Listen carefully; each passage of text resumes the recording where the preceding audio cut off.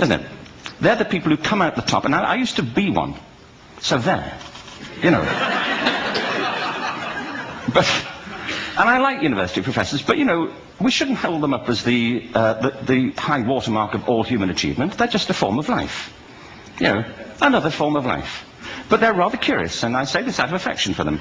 There's something curious about professors. In my experience, not all of them, but typically, they live in their heads. They live up there, and slightly to one side. They're disembodied, you know, in a kind of literal way. You know, they look upon their body as a form of transport for their heads. You know, it's... Okay. It's a way of getting their head to meetings.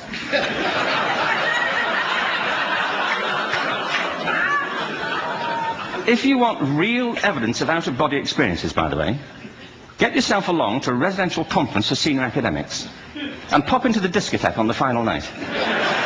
And there you will see it. Grown men and women writhing uncontrollably off the beat. Waiting to it ends so they can go home and write a paper about it. Now,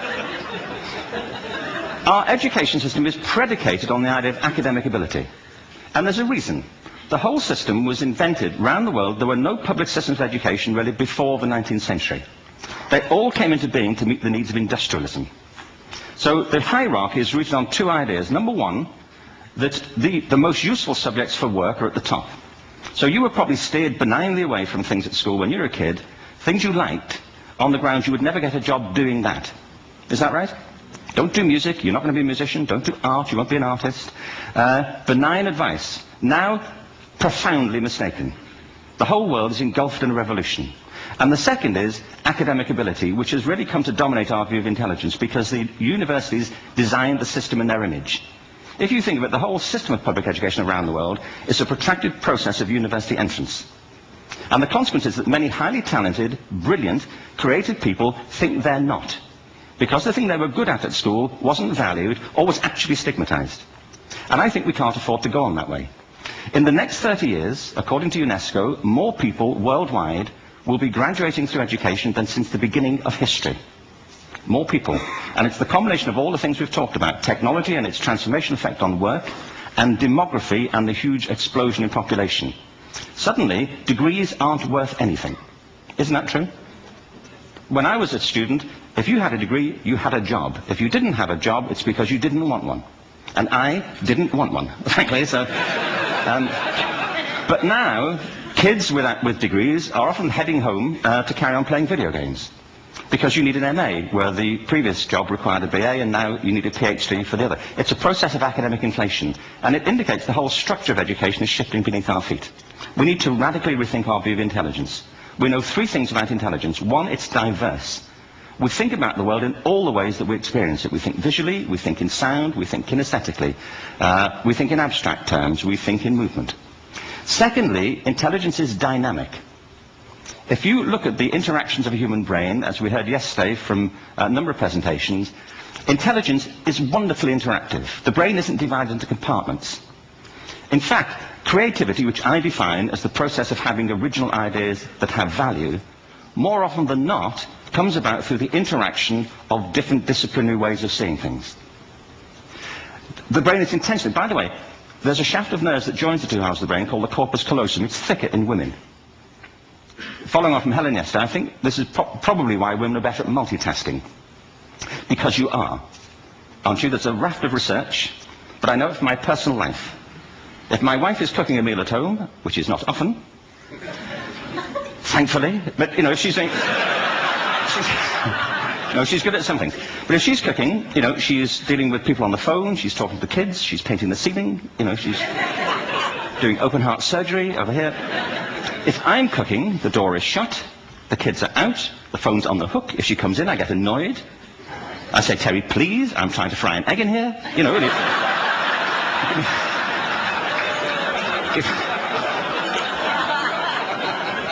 Give me a break. Actually, there was, do you know that old philosophical thing? If a tree falls in a forest and nobody hears it, did it happen? Remember that old chestnut? I saw a great T-shirt really recently which said, if a man speaks his mind in a forest and no woman hears him, is he still wrong?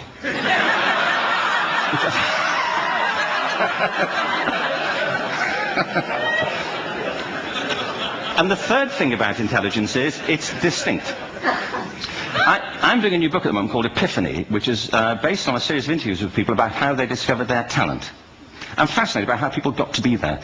It's really prompted by a conversation I had with a wonderful woman who most people have never heard of. She's called Gillian Lynn. Have you heard of her? Some have.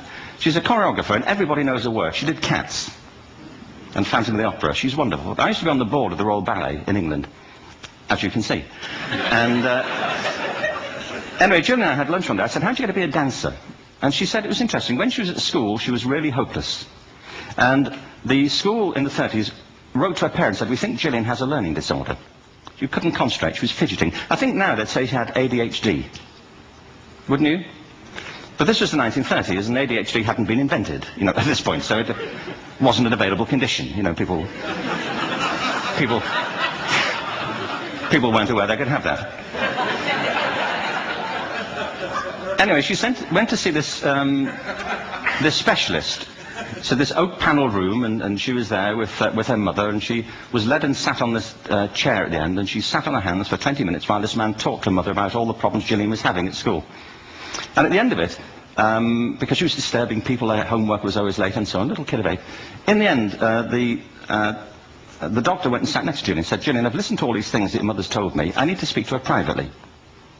So she said, he said, wait here, we'll be back, we won't be very long, and they went and left her. But as they went out the room, he turned on the radio that was sitting on his desk. And when they got out the room, he said to her mother, just stand and watch her. And the minute they left the room, she said she was on her feet, moving to the music. And they watched for a few minutes, and he turned to her mother, and he said, Mrs. Lynn, Gillian isn't sick, she's a dancer. Take her to a dance school. I said, what happened? He said, she did. I can't tell you how wonderful it was. We walked in this room, and it was full of people like me. People who couldn't sit still. People who had to move to think. Who had to move to think. They did ballet, they did tap, they did jazz, they did modern, they did contemporary. She was eventually auditioned for the Royal Ballet School. She became a soloist. She had a wonderful career at the Royal Ballet. She eventually graduated from the Royal Ballet School, found her own company, the Gillian Dance Company, met Andrew Lloyd Webber. She's been responsible for some of the most successful musical theatre productions in history. She's given pleasure to millions, and she's a multi-millionaire. Somebody else might have put her on medication and told her to calm down. Now, I think...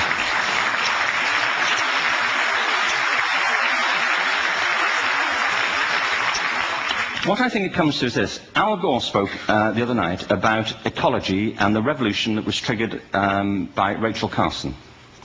I believe our only hope for the future is to adopt a new conception of human ecology, one in which we start to reconstitute our conception of the richness of human capacity.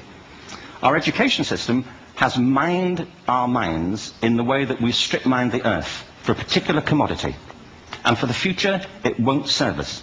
We have to rethink the fundamental principles on which we're educating our children.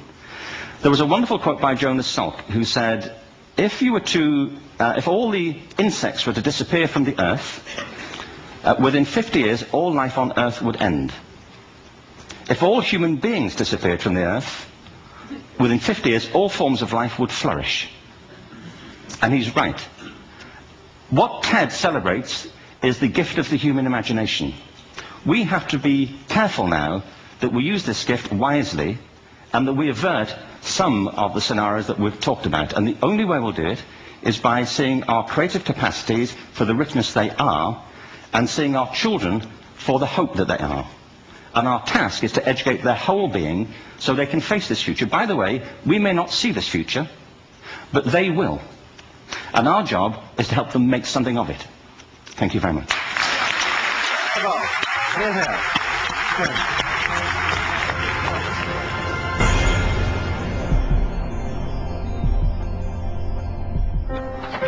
What if great ideas weren't cherished?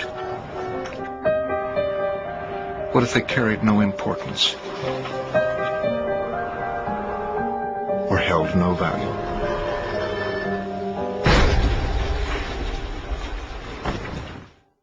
There is a place where artistic vision is protected, where inspired design ideas live on to become ultimate driving machines.